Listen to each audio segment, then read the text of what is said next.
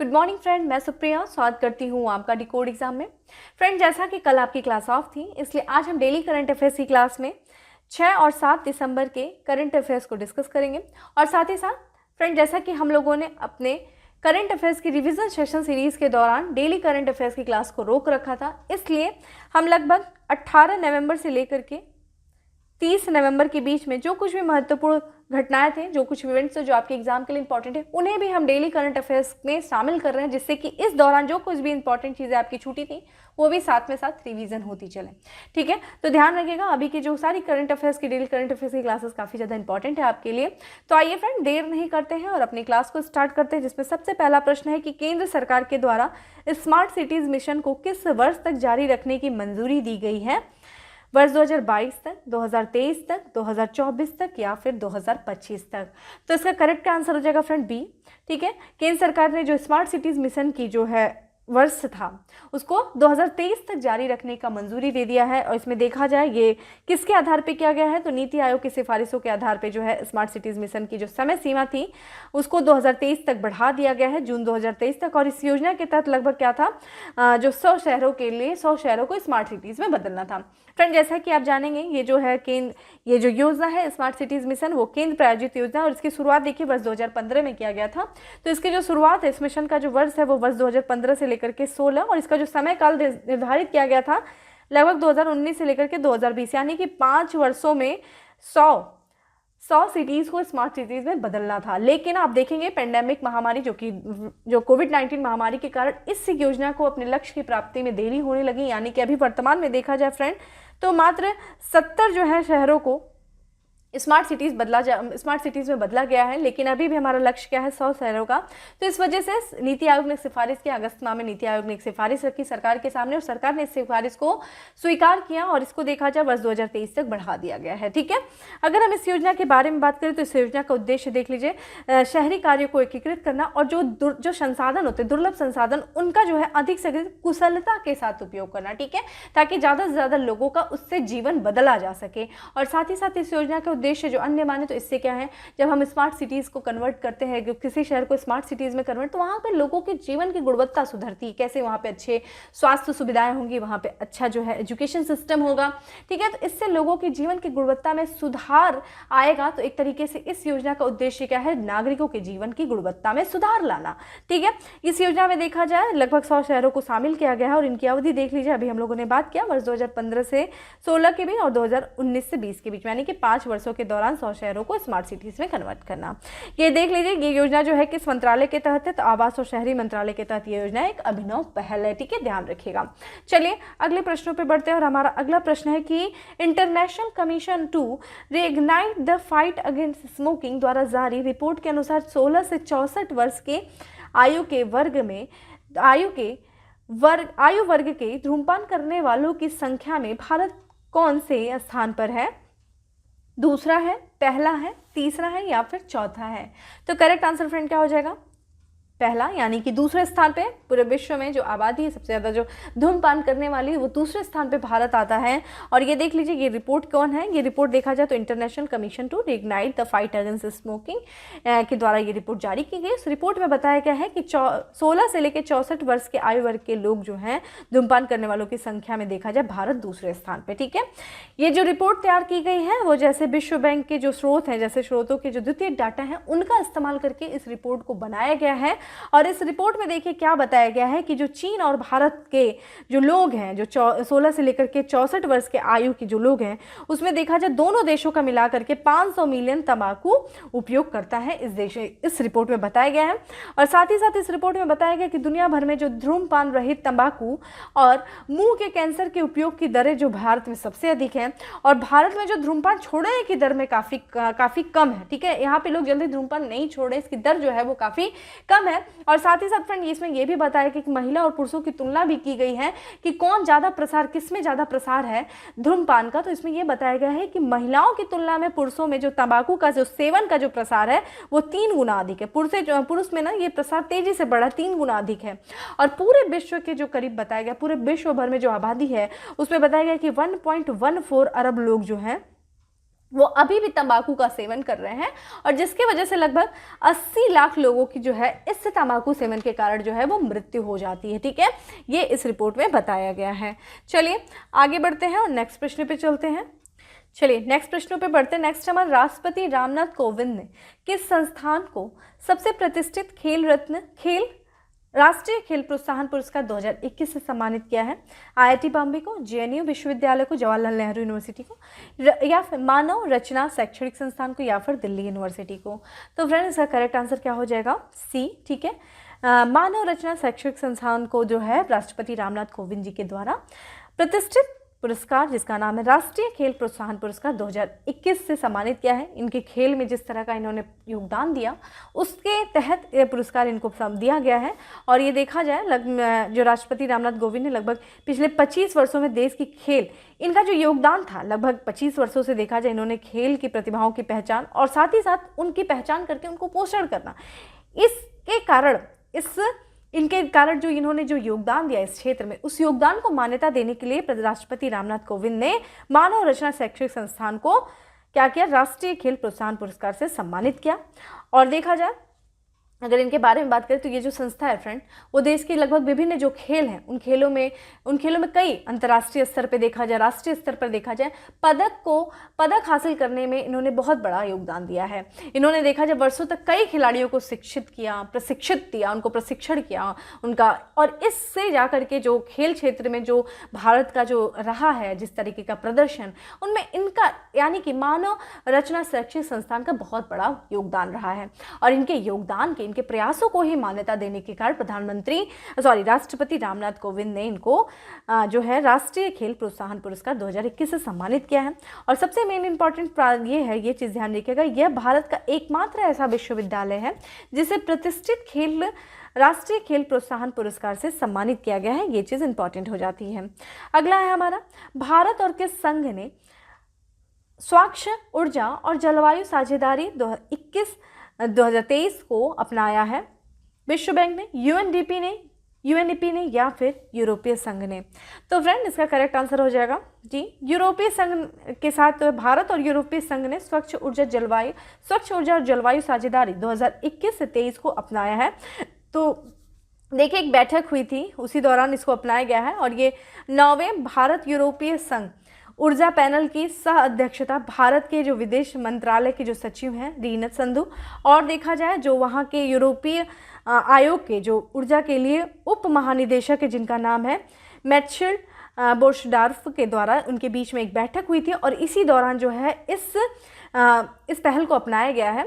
ठीक है, ये जो साझेदारी को अपनाई गई है। और इसमें देखा जाए फ्रेंड, तो इसमें देखा जाए इस दौरान देखा जाए दोनों पक्षों ने वर्ष 2016 भारत यूरोपीय संघ स्वच्छ ऊर्जा और जलवायु साझेदारी को लागू करने के लिए एक विस्तृत कार्यक्रम 2021 से 23 को पर ये दोनों देश जो हैं, ये दोनों संघ जो है भारत और जो आपका यूरोपीय संघ, ये दोनों सहमत हुए। ठीक है, इसमें देखा जाए, इसमें एनर्जी पैनल ने देखा जाए ऊर्जा दक्षता, नवीकरणीय ऊर्जा, हरित हाइड्रोजन, ग्रिड एकीकरण, भंडारण और बिजली बाजार डिजाइन, इंटरकनेक्शन, कोल्ड चेन और टिकाऊ वित्त पोषण के क्षेत्र में तकनीकी सहयोग बढ़ाने पर सहमति व्यक्त किया। ठीक है, बात करते हैं फ्रेंड यूरोपीय संघ की। यूरोपीय संघ जिसमें 27 सदस्य देश हैं। और आपको मुझे एक जवाब देना है। मेरा प्रश्न ये है कि अभी हाल ही में कहने से तात्पर्य लगभग 1 से 1.5 वर्षों के दौरान कौन सा देश जो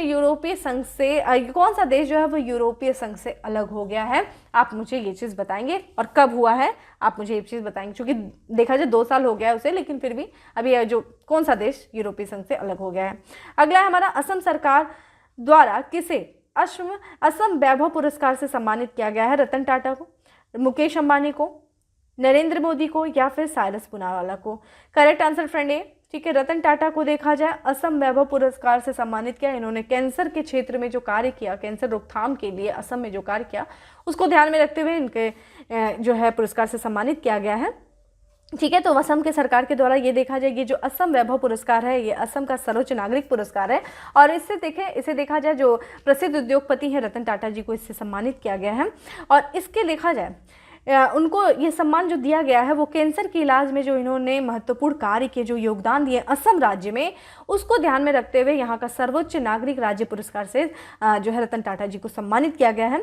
और यहाँ पे फ्रेंड एक बात यहाँ पे दिया है कि टाटा ट्रस्ट के न्यासी बोर्ड 2017, कहीं कहीं पे 2018 भी लिखा हुआ है, हमारे लिए मैटर नहीं करता है, लेकिन ध्यान रखिएगा, ठीक है, 2017 या फिर 2018 में त्रिस्तरीय कैंसर देखभाल ग्रिड की स्थापना के लिए यहाँ पे 540 करोड़ रुपए की मंजूरी दी थी। तो यहाँ पे ये चीज़ ध्यान रखिएगा, बहुत इंपॉर्टेंट है। एक इवेंट्स हुआ था, देखा जाए advantage Assam global investment summit के दौरान लगभग 19 कैंसर देखभाल इकाई स्थापित करने के लिए ये 540 करोड़ रुपए की मंजूरी दी गई थी। तो काफ़ी इंपॉर्टेंट हो जाता है, जो भी इन्होंने कैंसर के क्षेत्र में, कैंसर रोकथाम के क्षेत्र में जो रतन टाटा जी ने जो कार्य किया है उसके लिए इनको इस चीज़ से सम्मानित किया गया है। अगला है हमारा कि निम्नलिखित में से किस बैंक के द्वारा महिला मित्र प्लस बचत योजना लॉन्च की गई है?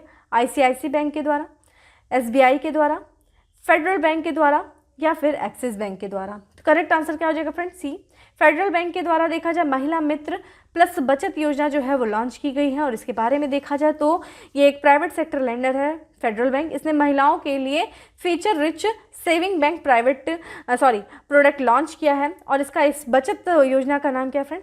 महिला मित्र प्लस जो है इसे नाम दिया गया। और ये इसे देखा जाए, ये इसे महिलाओं के लिए फाइनेंशियल प्लानिंग और साथ साथ इन्वेस्टमेंट, इन सबको आसान बनाने के लिए इसको डिज़ाइन किया गया है, महिला मित्र प्लस जो है पहल जो है, ठीक है। नेक्स्ट है हमारा, देश में स्कूली शिक्षा की गुणवत्ता में सुधार लाने के लिए किस संस्था ने $500 मिलियन या फिर 3,752 करोड़ रुपए के ऋण को मंजूरी दी है? वर्ल्ड बैंक ने, एडीबी ने, आईएमएफ ने या फिर एनडीबी ने, यानी कि नेशनल डेवलपमेंट बैंक ने? तो फ्रेंड इसका करेक्ट आंसर क्या हो जाएगा? बी हो जाएगा, ठीक है। एशियन डेवलपमेंट बैंक ने देश की जो है शिक्षा गुणवत्ता को सुधार लाने के उद्देश्य से $500 मिलियन का ऋण को मंजूरी दिया है। और यहाँ पे देखा जाए तो जो एशियाई विकास बैंक ने जो देश की स्कूली शिक्षा की गुणवत्ता में सुधार लाने और साथ ही साथ छात्रों की जो शिक्षा पे जो कोविड-19 महामारी का जो प्रभाव है उस प्रभाव को कम करने के उद्देश्य से भारत सरकार को $500 मिलियन के ऋण को मंजूरी दी है, ठीक है। और ये देखा जाए, ये ऋण देखा जाए तो स्कूली शिक्षा के लिए एकीकृत योजना जो समग्र योजना है शिक्षा, और साथ ही साथ जो शिक्षा मंत्रालय की जो नई अनुकरणीय जो स्कूल पहल है उसका ये समर्थन करेगी, जिससे कि क्या होगा, जो समावेशी और जो न्याय संगत सीखने के परिणामों पर ध्यान केंद्रित किया जा सके और इससे शिक्षा की गुणवत्ता में सुधार लाया जा सके। इसी उद्देश्य से जो है ये ऋण को मंजूरी दिया गया है एडीबी के द्वारा। जब हम एडीबी की बात करते हैं, एडीबी जिसकी स्थापना फ्रेंड कब हुई थी? 1966 में हुई थी। भारत इसका संस्थापक सदस्य था, ध्यान रखिएगा। और इसका मनीला जो है हेडक्वार्टर है, फिलीपींस की राजधानी मनीला है। वर्तमान में इसके 68 सदस्य हैं, जिसमें से बात करते हैं 49 जो है वो एशिया के और 19 जो है वो बाहरी सदस्य हैं। इस बैंक की स्थापना का उद्देश्य क्या था? जो एशिया में सामाजिक और आर्थिक विकास को बढ़ावा देना, यानी कि जो भी सोशल इकोनॉमिकली जो डेवलपमेंट है उसको बढ़ावा देना, कहाँ पे? एशिया में, ठीक है। ये चीज़ ध्यान रखिएगा। आगे चलते हैं और नेक्स्ट प्रश्नों पे बढ़ते हैं। नेक्स्ट हमारा, निम्नलिखित में से किन देशों के बीच कैडेट अभ्यास का आयोजन हुआ है? भारत बांग्लादेश, श्रीलंका अमेरिका, भारत म्यांमार, अमेरिकी बांग्लादेश, अमेरिका या फिर बांग्लादेश? Correct answer D. तो अमेरिका और बांग्लादेश के बीच में देखा जाए कैडेट अभ्यास का आयोजन किया गया है, ये देख लेते हैं इसके बारे में। तो ये अमेरिकी सैन्य कर्मियों और बांग्लादेश की जो नौसेना है उन दोनों ने देखा जाए आपसी संबंध को बढ़ाने के लिए और साथ ही साथ दोनों देशों के बीच जो समुद्री जागरूकता को व्यापक करने के उद्देश्य से दोनों देशों की नौसेनाओं ने बंगाल की खाड़ी में 27वां वार्षिक cooperation afloat readiness and training, ठीक है। ये चीज़ ध्यान रखिएगा कि समुद्री अभ्यास का जो है इन्होंने आयोजन किया है, ठीक है। चलिए नेक्स्ट प्रश्न पे चलते हैं। और नेक्स्ट फ्रेंड यहाँ पे बांग्लादेश अमेरिका की बात है, तो अमेरिका की राजधानी फ्रेंड क्या है देख लेते हैं। वाशिंगटन है, ध्यान रखिएगा, वाशिंगटन है अमेरिका की राजधानी। और वहीं यहाँ का जो करेंसी है वो डॉलर है, सबको पता होगा। यहाँ के राष्ट्रपति वर्तमान में देखा जाए जो बाइडेन है, ठीक है। और जब हम बात करते हैं बांग्लादेश की फ्रेंड, बांग्लादेश की राजधानी क्या है? बांग्लादेश की राजधानी ढाका है, ठीक है। और यहाँ की जो करेंसी है वो बांग्लादेशी टंका है, ठीक है, टका बांग्लादेशी, ये चीज़ ध्यान रखिएगा। और यहाँ की प्रधानमंत्री फ्रेंड शेख हसीना है, ठीक है, ये यहाँ के प्रधानमंत्री हैं। अगला प्रश्न है हमारा फ्रेंड कि निम्नलिखित में से किस राज्य केंद्र शासित प्रदेश में पारंपरिक नब्दा शिल्प को पुनर्जीवित करने के लिए पायलट परियोजना शुरू की गई है? नब्दा, ध्यान रखिएगा, कौन सी? नब्दा। तो भारत सरकार के द्वारा जम्मू कश्मीर की पारंपरिक नब्दा शिल्प को पुनर्जीवित करने के लिए एक पायलट परियोजना को शुरू किया गया है। इस परियोजना का उद्देश्य क्या है? जो राज्य की कालीन के निर्यात को, जो अभी वर्तमान में 6 करोड़ है, उसको लगभग 6 करोड़ रुपए तक बढ़ाने का उद्देश्य है इस पायलट परियोजना का। क्या नाम? किसको? नब्दा शिल्प को, जो है एक पारंपरिक शिल्प है, इसी को बढ़ावा, इसको पुनर्जीवित करने के उद्देश्य से, ठीक है। और इसको पुनर्जीवित करके जो वहाँ की जो राज्य का, जो इस समय राज्य का जो कालीन निर्यात है उसको बढ़ावा देना, ठीक है। नब्दा की बात करें फ्रेंड, ये जो सामान्य बुनाई प्रक्रिया के बजाय जो नब्दा होता है वो फ्लेटिंग तकनीकी के माध्यम से भेड़ के ऊन से बना एक गलीचा होता है, ठीक है। फ्रेंड, जब हम जम्मू कश्मीर की बात करते हैं, जो कि आप जानते हैं जम्मू कश्मीर जिसकी राजधानी श्रीनगर है, अगर हम ग्रीष्मकालीन राजधानी जानते हैं तो वो श्रीनगर है, और जम्मू जानते हैं तो शीतकालीन है। बात करते हैं फ्रेंड जम्मू कश्मीर, जो कि पहले एक राज्य हुआ करता था। 5 अगस्त 2019 को ठीक है, केंद्र सरकार के द्वारा जम्मू कश्मीर पुनर्गठन बिल लाया गया, और इस बिल को लाने के बाद जो है राज्य को क्या किया गया? 2 केंद्र शासित प्रदेश में बांट दिया गया। एक आपका जम्मू कश्मीर हो गया, दूसरा आपका लद्दाख हो गया, ठीक है। और ध्यान रखिएगा, ये जो बिल थी वो कब प्रभावी हुई, कब लागू हुई? 31 अक्टूबर को, ध्यान रखिएगा 31 अक्टूबर 2019, ठीक है। 2019 को ये प्रभावी हो गई। और यहाँ के जो उपराज्यपाल हैं जम्मू कश्मीर के मनोज सिन्हा हैं। आपको मुझे कमेंट बॉक्स में आंसर करना है कि आप मुझे बताइए, श्रीनगर जो है जम्मू कश्मीर की, जो कि ग्रीष्मकालीन राजधानी है, उसको किसने बसाया था और वो किस झील के किनारे बसा है? और साथ ही साथ आप मुझे बताइएगा कि उस झील पर जो है पहला तैरता हुआ एटीएम जो है वो किस बैंक के द्वारा जो है वो स्थापित किया गया था, ठीक है। चलिए आगे बढ़ते हैं और नेक्स्ट प्रश्न पे चलते हैं। और आखिरी प्रश्न है, हाल ही में किस राज्य या केंद्र शासित प्रदेश में माँ दुर्गा की 1300 वर्ष पुरानी प्रतिमा या फिर मूर्ति प्राप्त हुई है? लगभग 1300 वर्ष बात करें, ठीक है। तो कहाँ से प्राप्त हुई? जम्मू कश्मीर से, हिमाचल प्रदेश से, उत्तर प्रदेश से, या फिर असम से? करेक्ट आंसर फ्रेंड ए, जम्मू कश्मीर से ही प्राप्त हुआ है। माँ दुर्गा की जो है लगभग 1300 साल पुरानी मूर्ति प्राप्त हुई है। और यहाँ पे देख लीजिए आप, इस मूर्ति की देख सकते हैं कैसी है, ये काले पत्थर पे बनी हुई है। तो यहाँ पे जो जम्मू कश्मीर की जो पुलिस है उसी ने बड़गांव जिले के खग इलाके से माँ दुर्गा की जो है मूर्ति की प्राचीन मूर्ति बरामद की है। और इस बात करते हैं इस मूर्ति की फ्रेंड, जो कि काले पत्थर पे बनी हुई है, और ये लगभग देखा जाए 1300 वर्ष पुरानी है। और ये जो माँ दुर्गा जो है, जो कि जो मूर्ति है वो सिंह पर विराजमान है, ठीक है। आप इनमें ध्यान देख सकते हैं, ठीक है। चलिए इस तरीके से था हमारा आज का एमसीक्यू। अब आ जाते हैं हम अपने फैक्ट्स ऑफ द डे पे, जिसमें हमारा सबसे पहला फैक्ट है कि किनारा कैपिटल ने अपना नया ब्रांड एम्बेसडर किसे नियुक्त किया है फ्रेंड? क्रिकेटर रविंद्र जडेजा को देखा जाए तो किनारा बैंक ने अपना ब्रांड एम्बेसडर नियुक्त किया है। वहीं देखा जाए शीर्ष टूर्नामेंट में रिकॉर्ड 800 गोल दागने वाले दुनिया के पहले खिलाड़ी बने हैं। कौन बने हैं? फुटबॉलर क्रिस्टियानो रोनाल्डो जो है, जो कि पुर्तगाल के हैं, इन्हें ये बने हैं। विश्व बैडमिंटन संघ ने वर्ष का सर्वश्रेष्ठ पुरुष एवं महिला खिलाड़ी चुना है। किसे चुना है? विक्टर एक्सेलसेन को, जो कि पुरुष, और जो कि महिला में देखा जाए त्याई त्यूंग इंग को जो है चुना गया है, ठीक है। यहाँ पे बात करते हैं अंतर्राष्ट्रीय बैंक दिवस फ्रेंड कब मनाया गया है? 4 दिसंबर को मनाया गया है। वहीं भारतीय नौसेना दिवस भी फ्रेंड 4 दिसंबर को मनाया गया, जो कि इस वर्ष की थीम क्या थी? स्वर्णिम विजय वर्ष थी। नेशनल असिस्ट रिकंस्ट्रक्शन कंपनी का अध्यक्ष किसे नियुक्त किया गया फ्रेंड? प्रदीप शाह को नियुक्त किया गया है। वहीं देखा जाए national highway authority of India का नया चेयरमैन किसे नियुक्त किया गया? अलका उपाध्याय को नियुक्त किया है। लगभग देखा जाए 98 साल के इतिहास में देखा जाए वॉल्ट डिज्नी ने पहली बार महिला अध्यक्ष नियुक्त किया है। किसे किया है? सूजन अर्नॉल्ड को नियुक्त किया है, ठीक है। भारत में 5G कॉल करने वाली पहली मोबाइल निर्माता कंपनी कौन सी बन गई? फिर ओप्पो बन गई, ठीक है। और अंतिम प्रश्न है हमारा फैक्ट्स ऑफ द डे में, कर्ज और ब्याज के भुगतान में नाकाम रही अनिल अंबानी की कंपनी रिलायंस कैपिटल का संचालन किसके हाथों में चला गया है? किसने अपने हाथों में ले लिया है? तो भारतीय रिजर्व बैंक ने ले लिया है, ठीक है। चलिए अब आ जाते हैं उत्तर प्रदेश स्पेशल में। उत्तर प्रदेश स्पेशल में देखा जाए अभी हाल ही में झांसी में अटल एकता पार्क का लोकार्पण किया। किसने किया? प्रधानमंत्री नरेंद्र मोदी जी ने किया है।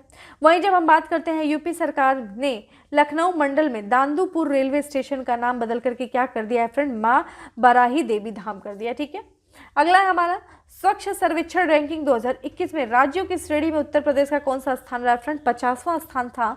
और वहीं जब हम बात करते हैं कि केंद्र के स्वच्छ सर्वेक्षण 2021 के अनुसार उत्तर प्रदेश का सबसे स्वच्छ शहर कौन सा है? वो लखनऊ है, ठीक है। राष्ट्र रक्षा समर्पण पर्व 2021 का आयोजन किया गया, कहाँ किया गया, झांसी में किया गया। ठीक है, तो इंपॉर्टेंट हो जाता है फ्रेंड। तो इस तरीके से हम लोगों ने 10 जो है अपने एमसीक्यूज को डिस्कस किए, साथ ही साथ हमने 10 फैक्ट्स ऑफ द डे और आपका अंत में हम लोगों ने 5 जो उत्तर प्रदेश स्पेशल को डिस्कस किया। ठीक है, बाकी फ्रेंड हम लोगों ने देखा जाए इसमें कुछ पुराने भी क्वेश्चन, मतलब कि मैंने जैसा कि बताया कुछ नवंबर लास्ट के भी हम लोगों ने शामिल किए थे। बाकी आप लोगों को सेशन अच्छा लगा हो तो लाइक करना नहीं भूलें, ज़्यादा से ज़्यादा लोगों को शेयर करें और चैनल पे पहली बार आया तो सब्सक्राइब करना नहीं भूलें। और फ्रेंड जोर शोर से लगे रहिए, अभी आपका एक एग्जाम गया, अभी नेक्स्ट एग्जाम अभी फिर आने वाला, और साथ ही साथ अब आने वाले दिनों में एग्जाम आते रहेंगे। और करंट अफेयर्स को देखते रहिए, लोगों को शेयर करते रहिए और भी लोगों को कनेक्ट करते रहिए। ठीक है, तो फ्रेंड फिर मिलते हैं अपने नेक्स्ट सेशन में, तब तक के लिए bye, have a good day, stay safe and stay happy.